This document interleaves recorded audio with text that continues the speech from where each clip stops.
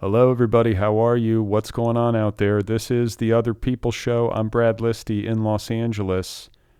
Thanks for tuning in. I hope you're doing okay.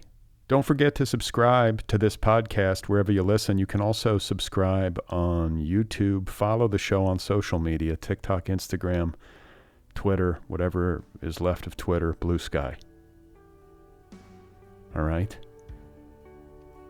So today on the program, I'm going to be talking with Khashayar J. Khabushani, author of the debut novel, I Will Greet the Sun Again. To write this book, I wanted to imagine a world, an upbringing, a coming of age where, although, for Kay in the novel, he's dealing with it in sort of secretive or quiet ways. But for me, there wasn't even, and this is what astounds me so much, because I had friends who were out or maybe not yet, but had confided in me about their sexuality, about their gayness, and yet for me there was no context or language in my private world where that would be okay. All right, guys, that was Khashayar J. Khabushani. His debut novel is called I Will Greet the Sun Again, available from Hogarth. And I Will Greet the Sun Again is about a young Iranian-American boy who is growing up in the San Fernando Valley. This is an Iranian-American diaspora novel. The protagonist is named Kay, a young boy. His brothers, his mother, and for some of the time his father are in the San Fernando Valley trying to assimilate and make a go of it in the United States. The father, I should add, is a very difficult man. An abusive man. And this novel tells the story of how Kay, the protagonist, and his family struggle to survive. It's also very much a queer novel about Kay's struggles to understand and come to grips with his sexuality as he comes of age. And it's a novel of triumph as well, against considerable odds. This is a very moving debut about identity and belonging, and I had a great conversation with Khashayar. That is coming up in just a couple of minutes. Before we get going, I do want to remind you about my email newsletter. It goes out once a week. I would love it if you would subscribe. It's free. It's pretty straightforward. I will let you know in the newsletter each week about the latest episodes of the podcast, and I also share links to things that I've been reading and finding interesting. So if you want to hear from me once a week in your inbox, go sign up for the newsletter at otherppl.com or bradlisti.com. As well, if you would like to join the Patreon community, the Otherppl Patreon community, and support this show and help keep it going, you can do that at patreon.com/otherpplpod. It's a sliding scale. You can get merchandise as you move up the scale and so on and so forth. So if you want to check out the Otherppl Patreon community, go to patreon.com/otherpplpod. So once again, my guest today is Khashayar J. Khabushani.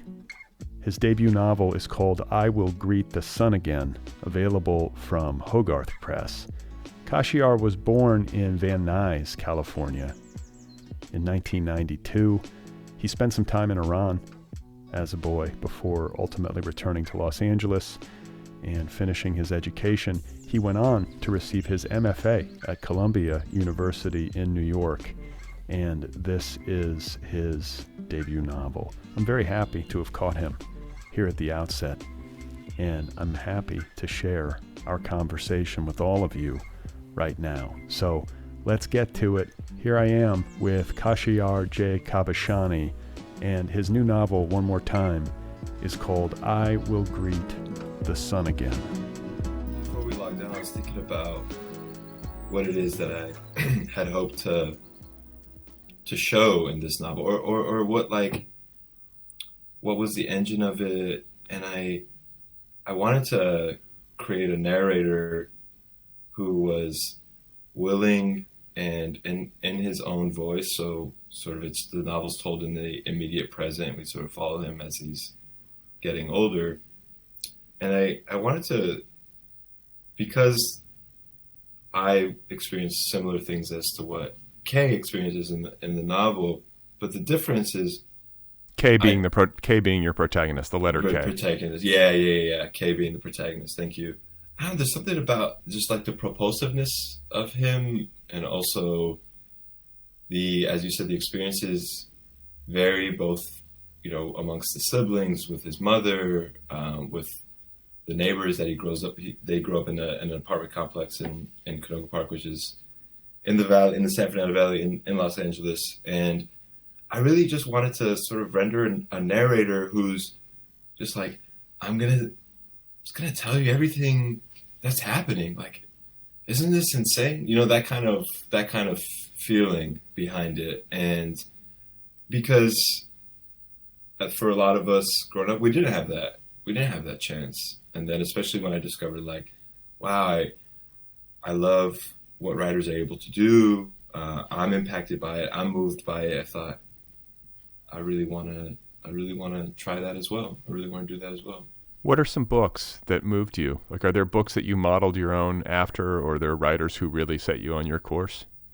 You know what's insane, Brad? So I didn't grow up reading or writing, and so I came to fiction when I say later. Like, I reckon, I'm 31 years old, so I'm not going to sit here and say I'm like old. But I think for writers, there seems to be a trend where they were reading at a very young age and or writing at a young age, which wasn't the case for me. So I bring that up because on one hand, there are certain writers and books that thematically, or as far as like the identity of a writer. So Justin Torres's We the Animals was like really, it was just like, I carried that book around like as if it were a Bible, and Ocean Vuong's On Earth We Briefly Gorgeous. But earlier we were talking about Tim O'Brien. Like, when I read The Things They Carried? Things We Carried. The Things We Carried.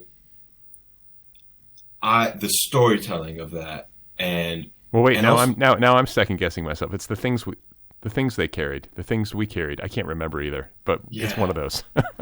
I think Tim O'Brien would forgive us. We're the book that to say the least means a lot, and but even his later works. The reason I bring him up is he showed me, and this is my insight. So I'm not saying this came from his mouth, and but there are many ways to tell a similar story, or like quote telling the same story over and over again, but from a different perspective. From the stakes might be different, and these are all things that I was moved by and that were instructive to me. Even if I'm not a U.S. veteran, I'm not from where Tim O'Brien's from, and haven't had the experience, but like certainly it impacted me in a very profound way when I read his work. Well, yeah, you pick up stuff. You pick up stuff from everything that you read, and I think if you're moved by a book, it doesn't necessarily mean that it has to have a direct correlation to your lived experience. Sometimes it can be something aesthetic. Sometimes it can just be like some books unlock us, I feel like. Like you read certain writers and you come away from their work wanting to write. Yeah, and I know I've heard you say on the podcast, and I agree with this. Like poetry especially does that for me because of the focus on language and imagery, and so I don't write poetry, but I'm looking at my stack of books here, like read a lot of poetry quite often because I'm amazed at what writers are able to do in such limited space, and try to carry that into prose. I try to carry that into prose. So okay, so you're growing up. When were you born in the United States, or you came here as a child? I was born first generation Iranian American, so I was born here in the States after my parents had emigrated here. Okay, and grew up in the Valley. Grew up in the Valley.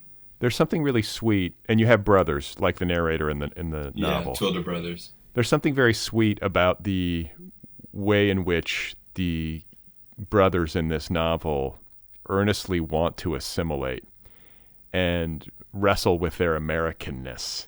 And pick up certain cultural affectations, or they get really into basketball and like are Lakers fans, and you know what I'm saying? Like trying to kind of, and this is not something that obviously you would probably be doing if you lived in Iran. You would not be cheering for Shaq and Kobe. Maybe you would, but I mean, it's just less likely. Although what was like a big shock to me, Brad, is and this is something I will be grappling with for probably forever, because there's no clean cut answer. Like, well, let me just sort of start with what you said. Kay and his brothers from very early on in their lives are not only wanting to assimilate, but there's like a kind of desperation to it. And I think they didn't really, from early on, for a multitude of reasons, like have much support or even safety to connect with their Iranian roots. And that's obviously reflected from, as you said earlier, like the effect of diaspora on the parents and how that's passed on. But similarly, like when I went back to Iran, there's this reverence for Americanness and American culture, like even down to specific things like basketball or TV shows. Or I was like anytime I would get into a taxi car and they would, when I speak Farsi, like it's clearly I have an American accent, light up. Like people like felt like they won the lottery because they picked up an Iranian American passenger. And so it's so interesting that there's that similarity as and in the book that like Kay and the brothers have, is they're like so desperate and hungry for Americanness. Yeah, it's interesting. You think about America, and it's easy to have a complicated relationship with America. Yeah. And one thing you cannot say about America is that it has done a bad job of exporting its culture. I was going to say, I think we're just talking about like the propaganda and the agenda that's been there all along. Like it shouldn't be much of a surprise to me that it's reached Iran. But I'm saying it's a hit. Like, I mean, it's like sports, entertainment, movies, music, rock and roll. I mean, all that stuff travels well. And in some ways, that's really cool. I don't think it's all some sort of, not all some sort of propaganda strategy. Some of it's just like rock and roll sells around the world. People want whatever is embedded within that art form, and I understand. And even historical narratives, like the writer, and I think it was on your The Sympathizer, where he talked about like even the Viet Thanh Nguyen. Films. You're talking about Viet Thanh Nguyen, the Pulitzer Prize winner. Yes, thank you. Yes.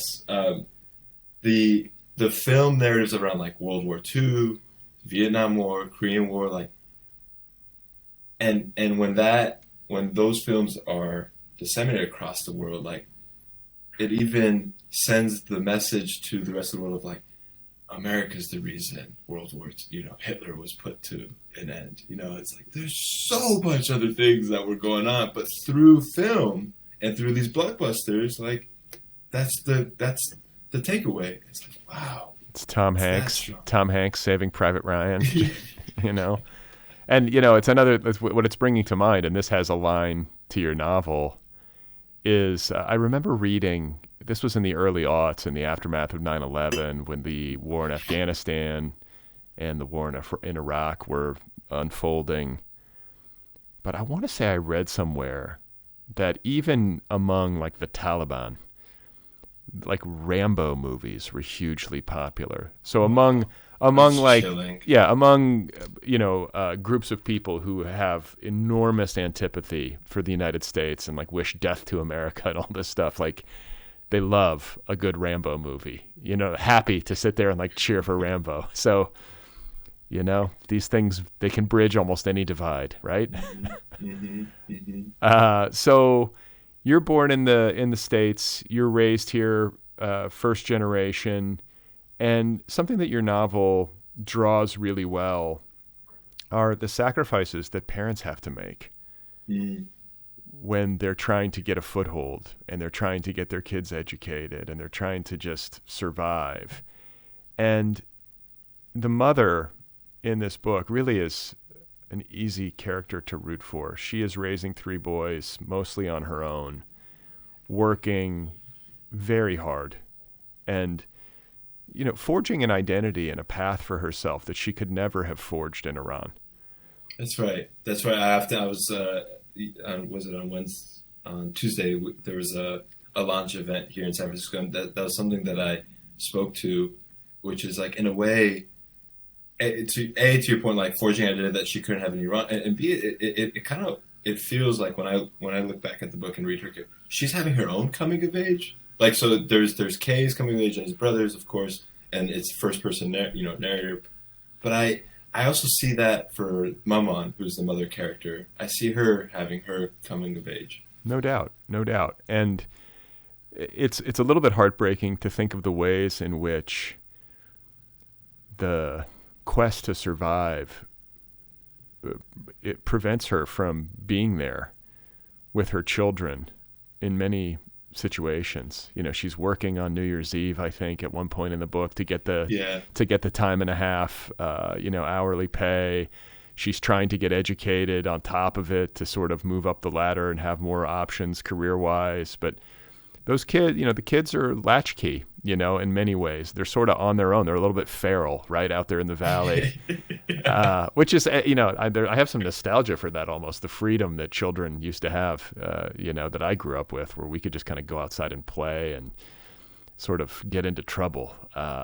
Your own little kingdom, right? That's the way it feels like for the boys in the book. Like, they're carving out, like, whether it's the parking lot, behind the complex, or like the LA River. Like, to them, when you're that age, the world feels, even if the world you're growing up in, at one hand, feels claustrophobic, I feel like for the boys, it also feels like we've got everything we need here. It's all an adventure at that age.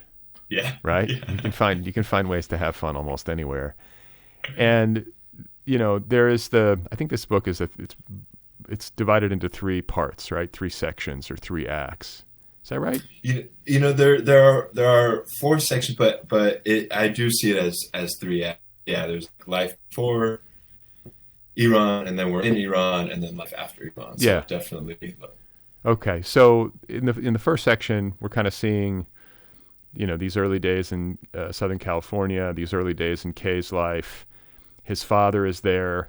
The father is a complicated character, to say the least. And, it brings up issues, this book does, of masculinity, not only in terms of Kay and his brothers coming of age and them trying to sort of adjust to their masculinity and grow into it and figure out what it means for them individually, but also I think there is a lot to do with masculinity as it relates to Iran and being Iranian, and what the difference is between being a man and a woman, I guess, in Iran versus what it means to be a man or a woman in the United States. There are pretty dramatic differences. And I feel like in the father character, we see those differences at play, and we see him struggling with those. Really, yeah. I think that's a very generous read, which I agree with. Is the father character is grappling with it and internally between, and this is more of like imagining what, because we meet him as a father, so imagining what his upbringing must have been like, and then and to your point of like what that must have been like in Iran, but then he comes to New York to study, and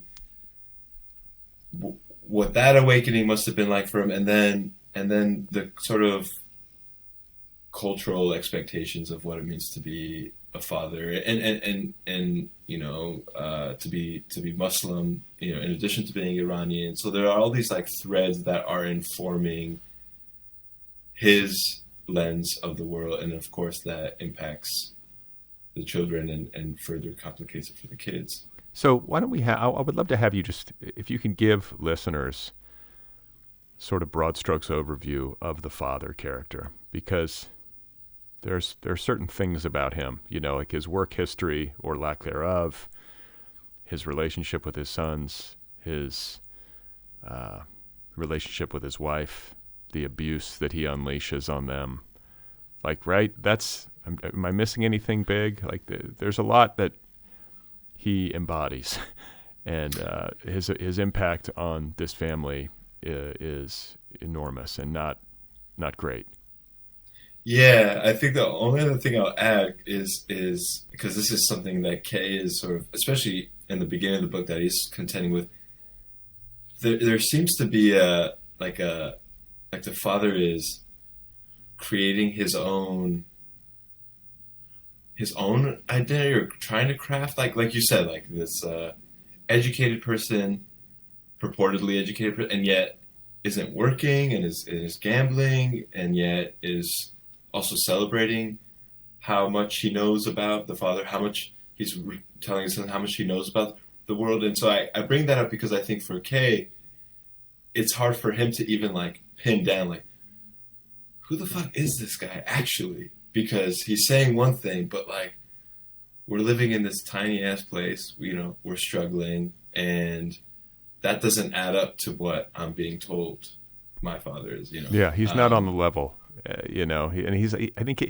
just sense a lot of like thwarted ambition and bitterness in the father character, and also maybe this like deep sense of dislocation. Like, how did my life end up here? And it's like he can't adjust, maybe, and there's some like rage about that isn't fully I really expressed. wanted to speak to that because I think that's maybe not.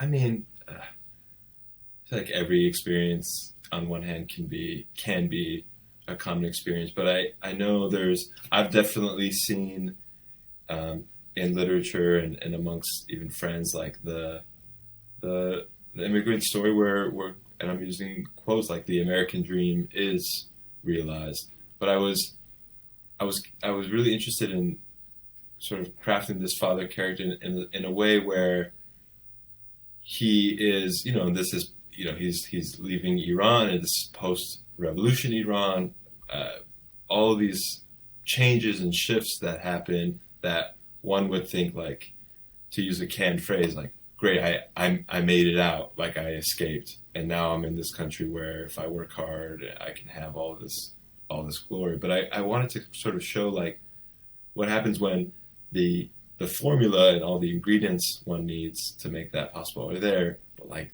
something goes awry, and what's the result of that? And to your point, yeah, it's like some bitterness, some resentment, and sort of also one thing about the father that trips me up is like he's not just feeling the impacts on his own life, but there's this kind of insistence to take from his family, like in more than one way. And so I really wanted to show that it felt like an honest depiction of one aspect of the immigrant experience. Yeah, it feels human. And I think sometimes when somebody's really bitter and angry and has maybe self-loathing too, mm-hmm. that it winds up expressing itself in like maybe some unexpected ways, or in these kind of sideways ways. Yeah. It comes out in different behaviors, and you see that in this book where there's almost like a revenge or something. I don't know. It just strikes me as very psychologically astute that this would happen. He's well drawn, as difficult as he is to read about. He's well drawn. And in the second act of the book, he takes his sons back to Iran. And just as a logistical matter, and forgive me for not knowing this, but I've never traveled to Iran. For somebody who's in the Iranian diaspora and, whose parents left the country and came over here and naturalized or whatever, going back and forth is relatively easy. Like, it doesn't strike me as an easy country to travel to, but I wouldn't know because I've never traveled there. Yeah, and like many things, like it all is contingent on what your relationship, if you are somebody who wants to travel back to Iran after having left, depends on what your relationship. I was just talking with somebody last night who their grandfather had worked for the Shah, and so they could never they had to flee. They were refugees. There's not only that, but like even down the line, like they'd never be able to return safely. For others, if they weren't politically involved, if during their time living abroad, whether in Europe or the United States or elsewhere, if they are involved in journalism or any kind of work of truth telling or anything close to it, then they also can't return. But if in this case the father, unemployed, was working as an engineer, there isn't anything for the regime to kind of like spot him out and be like, this is you're on our list, essentially. So wait, now that you've written this book, would you be on a list? Like, is this? Yeah, for sure. Yeah, I can't go back. Yeah, that was one thing one thing that I was very aware of. I mean, I'm not like my face is on every poster or anything like that, but if it did come up through customs and there was some search about what this book entails and, especially the queer aspect of it, like, that wouldn't be a good situation for me. Yeah, no, I can imagine. So as a child, how many times did you go back to Iran? So it was early when we were there when my father wanted us to live back in Iran. So there was that. And then later on, I think it was either just before or during, I'm a dual citizen. And so when Trump passed the Muslim travel ban, I think that would have been 2017 or that was the time I was there for the last time. My grandfather, whom I was like so close to and had such a strong connection, his health was failing, and I knew like, it had been 20 years prior that I had seen him, and I was like, I want to go back to that house and be with him. So that was the last time that I was there. How did you maintain such a close connection with him if you never got, you didn't really go back to Iran much? Were you just talking on the phone or? Just more so like memories of what he had done for my brothers and I, and also over the years, like with technology, like his son or when my mom would travel there and be with him, she'd hold up the camera and we'd be able to, chat over video and things like that. So this was your maternal grandfather? Yeah. And that's the last time. You can't really go back now. And in addition to all that, so like there's not just this book, but even when I did go, so as a dual citizen and as an Iranian male, you have to serve in the Iranian army. But thankfully, because I must have been in undergrad at the time or graduate school, like you can, through the Iranian embassy in DC, you can apply for kind of like a permit and say, yes, I'm supposed to serve in the Iranian military. However, I am American, I'm Iranian American, and I'm in the States doing X, Y, and Z. I'm a student, and I'm coming to see my family, and they grant you a window of time. Not always, but some people, they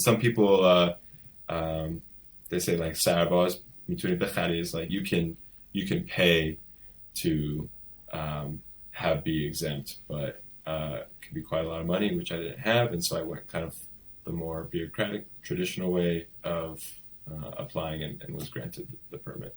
Yeah, I don't know if you want to serve in the Iranian army. That doesn't sound fun. No. Yeah.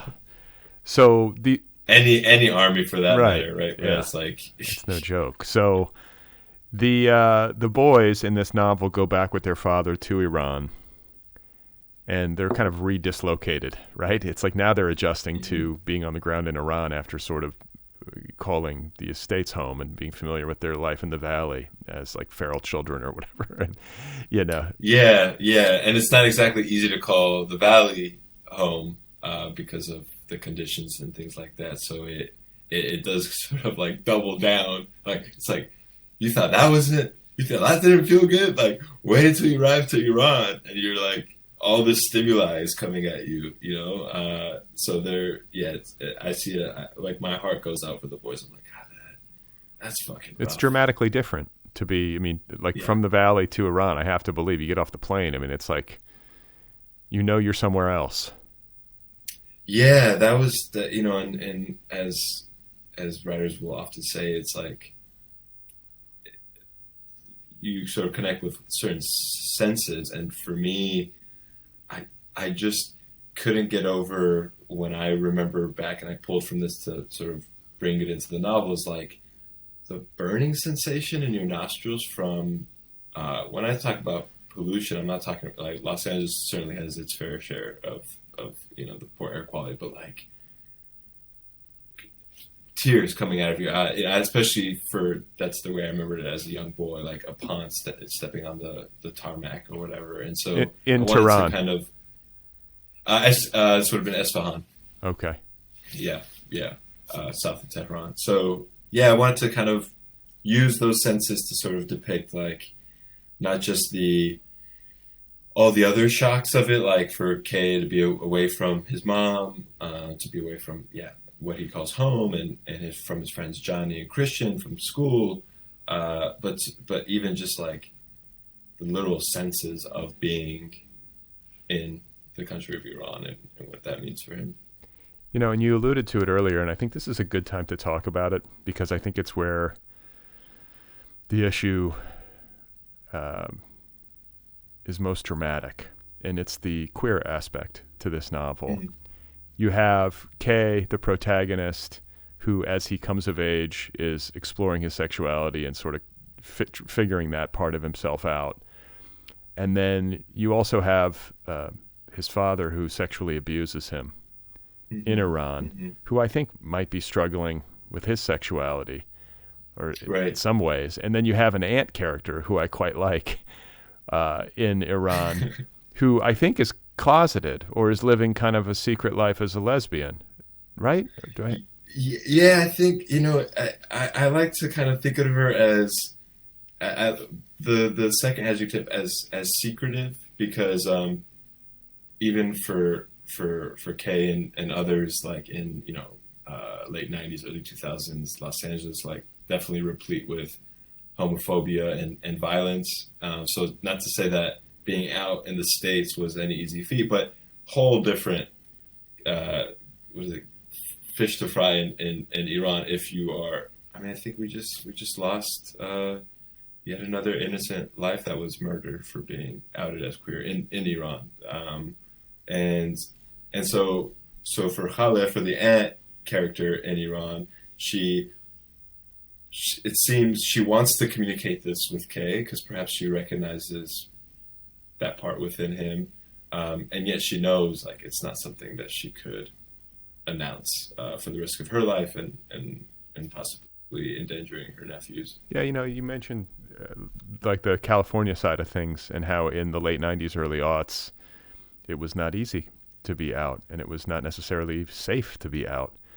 Mm-hmm. And considering how much has changed over the past, almost 25 years, I guess, like it's been a time of incredible change culturally in terms of the way in which gay culture is perceived, and gay marriage obviously was legalized over the past 25 years. Like a lot has shifted culturally where I think there is a greater acceptance. Not saying that there isn't still a ways to go or that there still aren't problems, but right? I mean, it's been a lot of change, but Yeah, even like I remember you in your interview with Carmen Maria Machado, where and it was so endearing because and in a way like part of my own queer education, where you said to her like, so I'm allowed to use the word queer when describing you, because like she had identified as that. You're like, growing up, that wasn't a good word to use. No. It was pejorative. It was derogatory. Yeah, it was. Yeah. And so but I think it's easy, especially living in Los Angeles, which is a pretty tolerant place, comparatively speaking. You compare it to like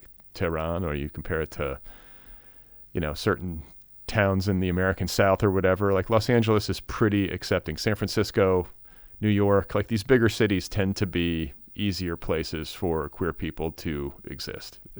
I know I'm painting with broad brushstrokes here, but do you agree or no? I both wholeheartedly agree, and then I also, when we look at like the shootings that have happened at gay clubs, or I'm here in San Francisco, and a few months ago I was leaving a gay bar, had a wonderful night of dancing, and this person out of nowhere as I was waiting for the train, approached me and, told me he was going to kill my faggot ass, sorry for using the epithet, but it's like, and that's in San Francisco, and so like you said, I could only imagine other places, but I think it's important to sort of like, to me, I don't feel safe sort of when I'm out in the world. Like I'm going to continue to be who I am, and I'm not going to hide from that. But at the same time, like I'm going to be looking over my shoulder, and especially in gay spaces because of the shootings that happened and et cetera, et cetera. But with that being said, like for somebody from a generation prior to mine, like what they had to contend with and what they were dealing with, yeah, I can't even begin to imagine. Yeah, I think I've told this story before, but when I first moved to Los Angeles, the first place I lived was West Hollywood. And I didn't know Los Angeles. I had no idea that I moved into this little duplex and I was like, oh, this is a great little neighborhood. Like people seem to like take care of their yards. It's like, it just seemed like a nice place to live. I was right in Boys Town, or like, that's what they called it back then anyway. And I remember like the first week that I lived there, I was walking my dog right along Santa Monica Boulevard, and this car pulls up at a light, and this guy sticks his head out the window and calls me a faggot. And he was like, fuck you, faggot. And I was like, I looked behind myself, like, I'm not gay. I was like, did I do something? Like I thought like I had cut him off, and then like I had to put it together. I was like, oh my God, like I live in the gay district or whatever you want to call it, like in LA, and it's the only time anything like that ever happened. But there you have it. And then there was a man in the neighborhood within the first year or two that I lived there who was badly beaten with like a pipe. Like there was see what I'm talking about? Yeah, so like that stuff. But I haven't heard anything like that since then. Not that it hasn't happened, but I'm just saying, like in my head, I think I was like, oh, hopefully we've moved past that and there's greater tolerance and those sorts of things happen less and less. But still a long way to go. Yeah. Especially there seems to be some like really sadistic element about people targeting communities like West Hollywood or the experience I shared. I was in the Castro, which is similar in sort of the feel that West Hollywood has, and so it's like, are people coming in, to like knowing that and to target, it's like I'm not coming into your space, man. Like I'm doing my thing here, and yet it seems to be that we're being targeted, which is insane. Yeah, no, it is insane, and it's deeply sad. And as we were talking about earlier, to be a gay person in Iran is a whole different ball of wax, right? Like you can't be out. Yeah. There's no gay clubs or gay neighborhoods. No. I mean, it's got to be completely. I mean, I'm sure it's happening, but like not, not on the surface. Like, but imagine I imagine the terror, the day-to-day tension of living as a gay person in a place like Iran, or what's the country in Africa? Is it Senegal? Where they have these like horrific anti-gay laws, and if you're like caught, being gay, you're essentially, it's like the death penalty. Like these sorts of like really punitive, intolerant places. To have something fundamental about who you are be illegal, mm-hmm. to being punished by death or incarceration. I mean, to carry that every day is quite a lot. I often, and this kind of, I think with, especially in the second half of the book where Kay is like attempting to act on those sexual desires or to what you just brought up about being in a place where if you do, that your life can be taken. I'm paraphrasing a part of an interview that the writer James Baldwin had, but he said this thing about like if you erode a person's sexuality, you take away any chance for them to love down the line. And he was talking about how when you're coming of age, you're obviously, it's much more impulse, it's much more carnal. But if you're not given the chance to experience that and to act on that and to have a relationship with that, then you can never go beyond and say, okay, I want to. There's also more here, and to my sexuality, I want to love, whether it's an intimate partner or other community members. And that, to me, when I look at this like willingness for K to, against sort of the circumstances that he's in, to like insist on acting on them, I'm like, oh, he's wanting the chance to love and be loved. No doubt. And I mean, it makes a lot of sense hearing you say it, that if there is an enforced repression on people in this fundamental way, then of course it would thwart their human development. Of course it would. I mean, and it's not going to be great for them. And ultimately it's not going to be great for the rest of us to have people walking around in this state of repression and being all locked up, in terms of their core identity. It's like, it's inhuman.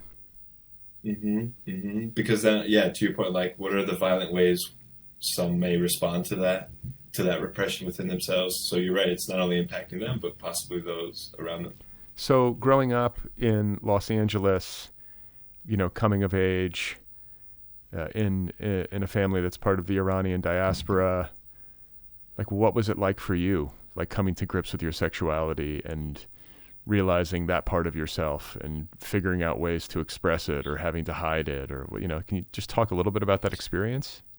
Yeah, you said hiding, man. Like, and that's why I think was like a big impulse to write this book. I wanted to imagine a world, an upbringing, a coming of age where, although, for Kay in the novel, he's dealing with it in sort of secretive or quiet ways, but for me, there wasn't even, and this is what like astounds me so much, because I had friends who were out or maybe not yet, but had confided in me about their sexuality, about their gayness, and yet for me there was like no context or language in my private world where that would be okay to act on that. So it's hard to look back at those years because I acted in, violent ways. I was hurtful because of the inability to access certain parts of myself. So when I look back at that in my own personal life, it's a lot of devastation there, and yet getting the chance to imagine a narrative where that was a reality was very gratifying. Even though in the novel there are obviously several challenges that come up. So you were violent? Yeah. Like just getting into fights with people? Not people, and this is where it's like, this is the saddest part, with my closest friends. And isn't that true? Like we first there's that like, phrase, hurt people. But in addition, like maybe because I was too much of a coward to go out and pick fights with strangers, like I would do it with friends that I felt safe with, not like when I say violent, I mean more so, which perhaps is even more violent, is like in emotional ways. Right. Right. It's not just like bashing in somebody's head. it's the words we choose, the decisions we make within friend groups, bullying, et cetera, et cetera. Yeah, no, I get that. I think when people you're intimate with them, they know you. They might not know, Yes. They might not know all of you, but like you say, you feel safe to like vent a little bit in their presence. And that can be toxic and difficult for the relationship. And, we talked about the father character and how his sexual abuse of Kay, and just the way that he interacts with his family, the way he abuses his wife, all of these things are kind of proxies for his inner hurt and turmoil that isn't properly expressed. And then you're talking about yourself getting into these situations with friends of yours where you're emotionally violent or physically violent or whatever it is. And it just occurs to me that when a person is acting out or expressing rage or being difficult in some way, it is often like 1 or 2 or 3 steps removed from what's actually bothering them. Do you know what I'm saying? The way we get like the way this stuff gets misdirected. Like you'll have somebody. Like, why am I thinking of like? You could be doing something as goofy as like playing pickup basketball, and somebody's just getting like super intense on the court and throwing elbows or getting into a fist fight or something. And in truth, there's something happening at home that is really bothering them. Do you know what I'm saying? It's like a proxy, this basketball game. Well, since you bring it up, yeah, I mean, I feel like that's not to like be on the metaphor too hard, but I feel like that's an alley-oop to talk about how in the novel, like between Kay and his older brother Sean, like they're playing ball. There's one game, there's one scene in particular where they're on the court, and the game heats up, and it ends like in a very Kay ends up acting and behaving in a very violent way, and yet this is like, a few years after they've gone back from Iran, and the boys haven't had the chance to talk about A, being taken to Iran, but B, like what happened when they were there, and then that's their language of talking is or for Kay is his experience is through that violent act. Well, that's the way trauma expresses itself a lot of times too, and Kay has certainly been traumatized. It's a tough thing to carry, and yet in this novel, I mean, I guess there are abusive acts by the father that maybe aren't so flagrant. I mean, well, there's the abuse of the mother, but there's also kind of emotional abuse or psychological abuse, and then there's this act of physical, sexual abuse. But in the narrative, it's isolated, right? I mean, it's because they're in Iran and then they leave Iran and they leave the father behind, and so he can no longer inflict this abuse, and yet the aftershocks of it obviously stay. You don't just because it was an isolated incident doesn't mean that it doesn't exert powerful influence over Kay's interior life and his emotional and psychological development. Something like that happens to you, you're dealing with it in some sense for the rest of your life, right? Yeah, there's certainly a lot of, and maybe we've moved beyond this, like as a culture, and I mean both like American culture, but also within the Iranian community. Of, to your point of like I think I'm even like quoting from memory, like what I've been told within is like that was then, or that was there, and now, and so like keep it there, and I think that's something that definitely the boys and definitely certainly Kay is contending with, like, because it, and but his brother Justin like has like endures an incredible amount of abuse from the father as well, and Kay is witnessing that, and Sean is witnessing that, and so to your point, like it stays with them, and it ripples, and yet because it was thousands and thousands of miles away with this person that they're no longer seeing on a day-to-day basis, when they get back,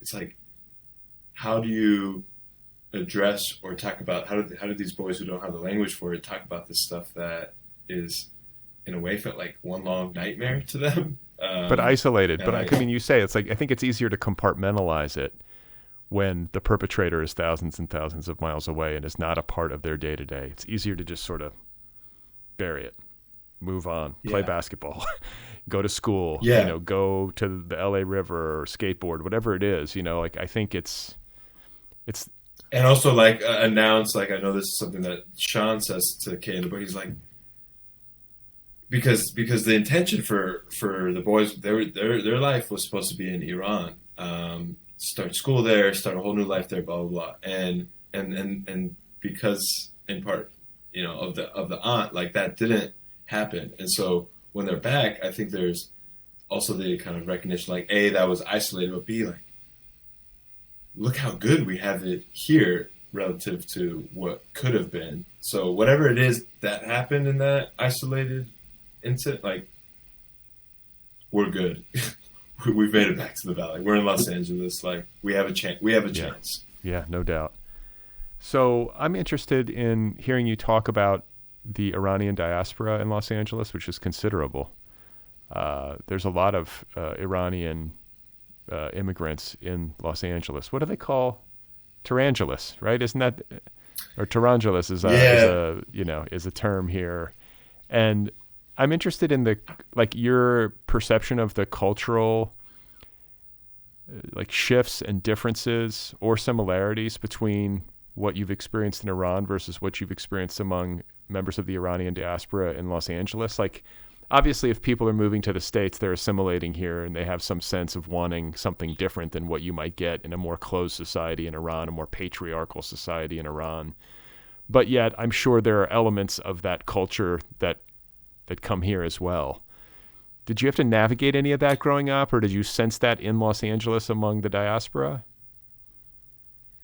Yeah, it's such as I'm sort of taking in that question, this is just honest, I don't even know where the fuck to even begin with that, because it's so nuanced and tangled, and there are so many different elements to it. What I will say is, and you know this, and you've spoken on it, Los Angeles is sprawling, and so even if there is a big community of any minority or ethnic group, it seems, and I'm just referring to this from my own experience, if you're not living, I believe there are a lot of Iranian Americans post-revolution who moved to the west side and Westwood, and so if you're not living in proximity of that, it could be hard to access that if you're, let's say, growing up in the Valley, or also within Iran,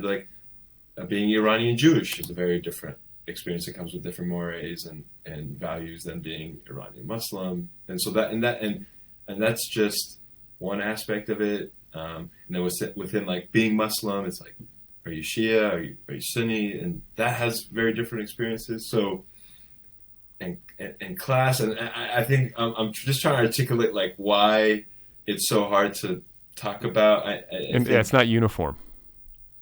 It's not uniform, and in a way, growing up, I kind of wished it were, because especially after coming back from Iran and being within the country, and there's definitely so many positive things, and I did, we would go to, we call them Mahmouni's, which is basically translates to gatherings where there's dancing and music and food, and so I got to be a part of that and celebrate Iranian culture in that way. But that was few and far between. And I think that's why I gravitated to those who were literally within proximity to me, regardless of their background or their race. Yeah. I guess, I'm trying to think. There's not there are different neighborhoods in Los Angeles. There's Thai Town, and there's Filipino Town and Chinatown, but when we talk about the Iranian diaspora, is there a neighborhood? You mentioned the West Side, but there's not really because these parts of town in Los Angeles, there's just signs designating that this is Chinatown or this is Thai Town, but I don't have any reference for anything. There's not Iranian town. I think recently, I remember being heading south on the 405 just before you get off of the exit. Just before you get off Sunset, which I guess is the exit you take if you were going to UCLA, for instance. And I remember seeing a sign that said Persian Square. So I think they're beginning to develop kind of a neighborhood and have we have K-Town, right? And, right. Said, all these. But yeah, and if you're living out in the Valley, even if there were a neighborhood like that, if you're not living in it, then you don't have proximity to it, then you're probably not going to have as nuanced of a sense of what's going on in the diaspora anyway. But when I think about your book, I think about the sections involving being Muslim and going to I'm going to blank on the name of what do you call the mosque, right? You go to the mosque, is that right? Or is there another word for it? Yeah. Well, we say masjid, if you're speaking natively, but the mosque is okay. Well, that would be maybe the most direct and immediate experience, in the Los Angeles sections of the book, where Kay is kind of looking at other members of the diaspora and interacting with grown-ups and maybe getting a sense of the culture as it exists here, right? Yeah. And then yeah, to your point, like the way within mosque and encountering those people, like their relationship to their Iranianness, or if they're from other countries within the Middle East, like that is a very different depiction than if you're going to a Iranian gathering or a celebration where they're, and if that gathering, like there's this kind of opulence to it, and both are equally, there's not a person to say one is more true than the other, like both exist. And so I think for Kate to be seeing that unfold, like, okay, and he's sort of, I think, trying to gather like which parts of these like resonate the deepest, the truest for me. Who do I want to be? How do I want to present with the like as I'm seeing it, as I'm seeing representations of it around. So how, like, just for you personally, like how was that aspect of your life growing up, and like where have you landed today with that sort of stuff? Do you have any kind of like spiritual connection to Islam? And yeah, to this day, like when I look back, and of course, like because so much of my, as like you've talked about with Catholicism, like it's there's not a lot of volition in the matter, of like as a young person, carving your own relationship to it. And so there is like that aspect of just like, yeah, we're going to Friday prayer, or yeah, we're going to Quran study. Like this isn't, there's no choice. Like this is what we do. And then later on, and particularly like when I went back to Iran and was with my grandfather, who's a very religious man, and I say this not like ironically, but also a very kind man. And to me, early on, those seem to be mutually exclusive, and to see them embodied in one person, an Islamic man who's also very generous and kind and open-minded. When I returned, I fell back into like the ritual of namaz, of prayer. I've always, maybe out of desperation, have always believed in God, and obviously I'm sober. I'm also in AA, and I know there's like a lot of call about higher power, and thankfully I know a lot of people in sobriety struggle with that, accepting that higher power. For me, I was just like, oh, yeah, I think I've been reaching for this higher power for a very long time. So it was nice to kind of fall back into that. So when, like this book, I mean, I don't want to spoil too much, but it tracks a lot of your life trajectory, like maybe not in a one-for-one way, but you did leave Los Angeles and go to New York, right? You got your education in New York, at least partially, right? Partially, yeah. Much later in my life, when I would have been 20. You moved to New York. Mm-hmm. When did you come out? Around that same time. Okay, I figured. I was going to guess that. I should have said it, because then I would have sounded cool. But there's like it's like a, I don't mean to be blasphemous. It's like the holy, there is just these like elements, like coming out as queer, but also as wanting to be a writer, like wanting to be an artist. And then also with my name, like most of my life, I went by, particularly after 9/11, but even before, I went by my middle name. I went by Josh. I went by Joshua, which is its own story of where that middle name came from. But it was also not until I got to New York where I started going back by my birth name, by Khashayar, by Kash. And so it all kind of, I guess if you do reclaim one, like, really important part of yourself, others may fall. What's the origin of the name Khashayar? Is it named after I think it's alluded to Xerxes, so it would be a Persian king. So you're named after royalty. I mean, that's not so bad, right? Which has its which comes with its own baggage, but I'm told that all the time, like within the Iranian community, it's like, you have no idea where your name comes from, or like the power it has, and this and that. I was like, all right. Well, there's a lot going on in this book when it comes to coming of age and the forces that are being brought to bear against this family, and really any immigrant family. There's a lot of challenges that come along with that.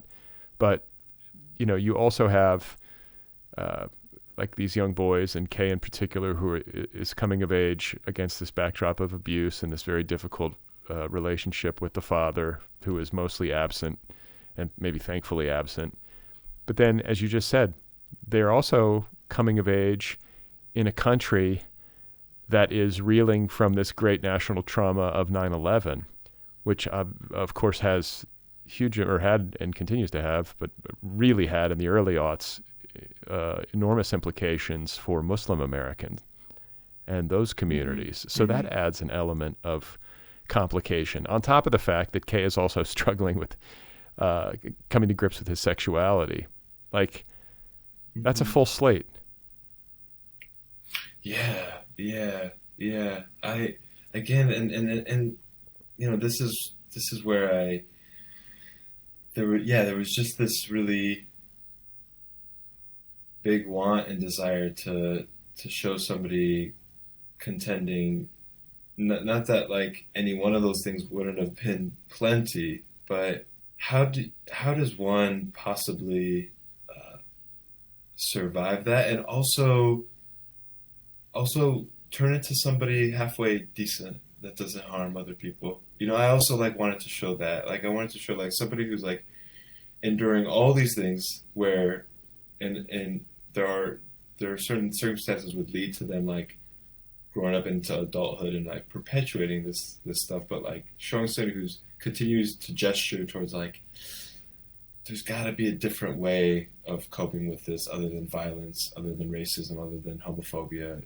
All these things that we could readily turn to because it's certainly given to us. But it felt important to me to sort of include it all. It felt like it would be dishonest to not show all the things that Kay was. Well, and then there's the issue of substance, which you just brought up. You said that you're sober.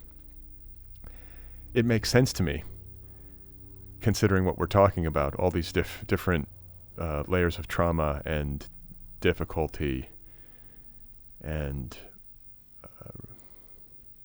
just all these obstacles that you were facing. Makes sense to me that you might turn to, say, alcohol and drugs to cope, or to try to kind of turn off maybe some of the emotional pain, numb yourself out, right? And then also, or quite frankly, just fucking check out, it's you get it. That's just to your point, that's why there's no world where I can have a relationship with it, because I certainly, when I was drinking, and it's the way what I'm coming to this with is very different than my friends around me, or et cetera, and thank God I got that message loud and clear, and have the tools and the support to stay sober, because it certainly isn't, to this day, I'm on my way to the market or whatever, and I'm walking by a bar, and that smell that a mid-afternoon bar has, and it's kind of I'm just 10 whiskey neats, please. Just get straight to the point, I won't even sit here and pretend. But I know. When did you get sober? Again, New York, man. I before I moved there, I was these bars stay open till 4. You could take the subway, bouncing from bar to bar. Don't have to even worry about DUI and all that stuff. And I knew that if I went to New York as someone who drinks, it wouldn't have stood a chance. So, been about 5 years. 31 now. Yeah. And okay. Years. So, it's been a big 5 years for you. You get sober. You come out. You get your MFA at Columbia. And you write your debut novel. I don't think any of this happens I don't think anything with this book happens if you don't come out and get sober. No, I tell that to people all the time, and people that I meet in the program, or other loved ones, continue, whether it's 90 days, a year that they have, 2 years, 3 years, 30 years, anytime there's an achievement of some kind, or again, just the fact that you wake up and brush your teeth and face the world. I'm like, that doesn't exist without sobriety. None of this does. So I say that to say, like, I couldn't agree And more. adjusting like to these new realities as they pertain to your family, and like having them adjust to these new realities along with you, or not. Like, I mean, what is it like to navigate that? Like, you know, like, did you have to leave? I feel like having some physical distance might help give you a sense of independence and kind of having your own life and identity and time and space to sort of deal with this stuff. But Well, this goes back to your very first question about, or maybe I kind of brought it up, the complicated relationship with California. And I think this, like, on one hand, there's such a celebrated gay and queer community within Los Angeles. And so on one hand, it's like, I actually don't have to leave. I'm fortunate enough that, like, where I grew up, there so happens to be a celebrated community here for me as I'm coming out. And yet, because of, like, past trauma or family dynamics or my own experiences, my own private personal experiences, it did seem that, like, even if there is a community where I could reach out to, I did have to leave other aspects of that community in order to have a chance to come out, also to get sober, to stay sober. I also don't think I would have been able to stay sober had I not left Los Angeles because of everything that I was dealing with. So if, like, you look back on yourself, like, you know, 13-year-old Kash, 15-year-old Kash, you know, like, what would you say? Do you know what I'm saying? What do you say to, like, a young person who might be in a similar situation? Yeah. On one hand, like, I wish, you know, I don't know, Brad, like, I agree with that. And on the other hand, it's like, I would to have a loving childhood, not that, like, childhood inherently in adolescence isn't, like, fraught because of just by nature, but if I could sort of have a different way, like, I would have chosen that, you know, any day to. You would have chosen what?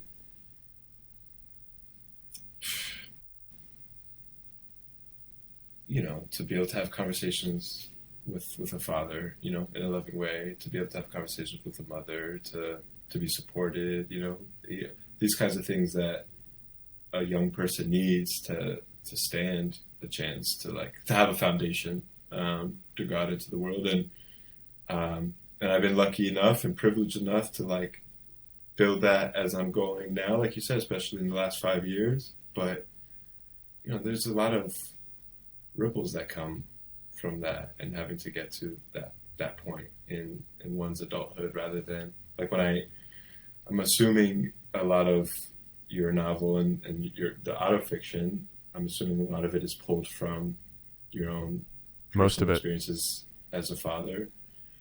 And when I look at the way that your relationship with your kids, I'm like, yeah, they're going to have challenges as it is, and especially between your daughter and son, like, very distinct challenges. But with that love and support, it's a whole different experience when they become adults than somebody that doesn't have a father like yourself or other fathers. I mean, it's easy to overlook that. Like, that alone. I think it's easy as a parent to just feel like you're failing, no matter how hard you're trying or how well you're doing. You know, it's just kind of baked into the cake. You know, it's a humbling experience, and it's hard, you know, but. Brad, when I say I lost my shit, like, I was a puddle. When there's the part of the book where it's a fundraiser, a marathon fundraiser at the daughter's school, and the narrator and his wife are there with Oscar, and I think the child, the peer, the student's name is, like, Ezra, who comes, like, he's doing laps, and he comes up to he gives Oscar a high five, and then he looks at Brad, the narrator's wife, and he's like, you know, it must be really hard. You're doing a great job, or something along those lines. I just lost it, because those are the moments that it's easy to maybe overlook, but as you rendered it in the novel, it's like, if we can just sit with that for a minute and let us feel that, like we're doing a much better job than we give ourselves credit for. Well, yeah. As That and just and like seeing other people. I mean, like it was just that was like just a moment of being seen by a kid, which actually did happen. Some version of that happened to me where you're like, there are certain years, like it was very difficult raising my son, like emotionally difficult in the ages of like 2 and 3 because all of his peers were walking and he wasn't. And then there was a time where he had to be in this walker device. And so you got in public and it's just like all the parents are just kind of looking sadly at you, but nobody's talking to you. And, like you're just sort of there and you're watching all these kids run. It was like this school event where all these kids are doing laps. And then your son is like in this walker, like just barely scooting and nobody's talking to you. And you're just sort of standing there. And then this like 8-year-old boy comes up to you and he's just like, hey, and he gives your kid a high five and he looks at you and he's like, must be hard. And like both my wife and I just start crying, but it's like, it's also sort of it's sort of an indictment of adults, to be honest with you. I mean, I think if a 9-year-old boy can figure it out and have like the emotional insight and the, just the decency to say something, but trust me, I mean, you've been there, I'm sure, in certain aspects of your life where like, you're isolated. Maybe we all do at some point, feel that way. But certain kids anyway have good heart wisdom. Well, that goes I want to go back to what you said earlier about like my 13 or 15-year-old self. Like, what would I tell him, or for any young person like contending with difficult circumstances, and this. I remember one night in particular, as like all of this was just sort of circulating through my mind. I was asleep on the floor. My mom was beside me and had to be up early for her shift. And I think I had just gotten either suspended or asked not to come back to school. So this would have been middle school. And I remember just like fucking sobbing because I felt that who I wanted to be, and also like who I wanted to be for myself, but also as a young person, but also who I wanted to be for my mom, somebody who was working so hard, was at such odds with the reality of things. And there was like, I don't know if it's imagination or what it was, but I started narrating to myself a reality where who I was and the way that I was being was starkly different from how the moment-to-moment reality actually was. And there was something like really sweet and powerful about having access to that voice. I remember in her novel Lucy by the Sea, Elizabeth Strout, like she imagines the voice of the mother that she's always wanted, and so like she'll have like conversations. She'll be like,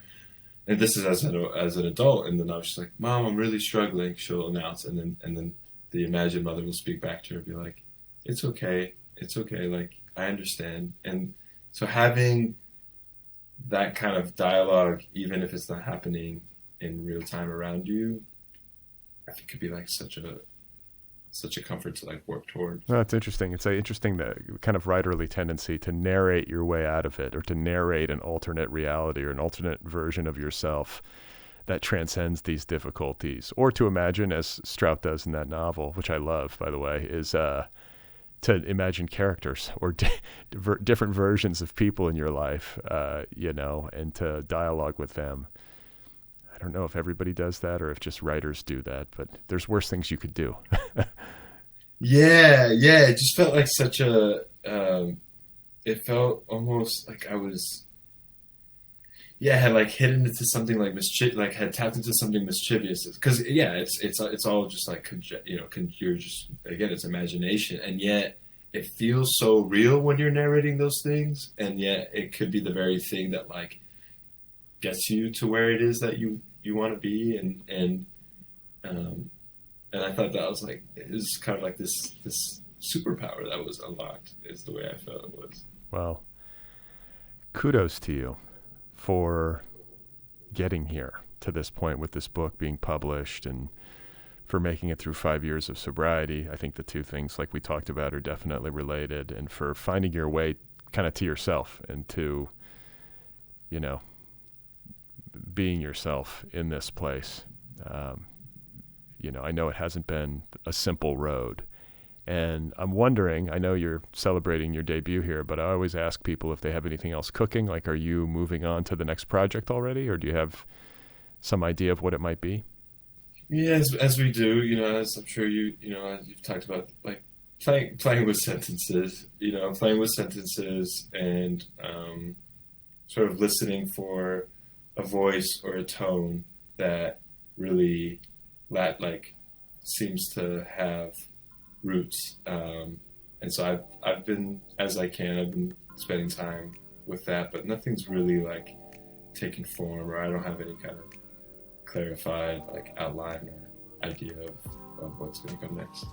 All right. Well, I have enjoyed talking with you. Congratulations on the novel, and I wish you the best of luck on whatever it is that comes next once it does come into shape, or you might once you start hearing the right voice, I guess, right? Yeah. Thanks, man. It was a pleasure. Appreciate you having me. All right, you guys, there we go. That was my conversation with Khashayar J. Khabushani.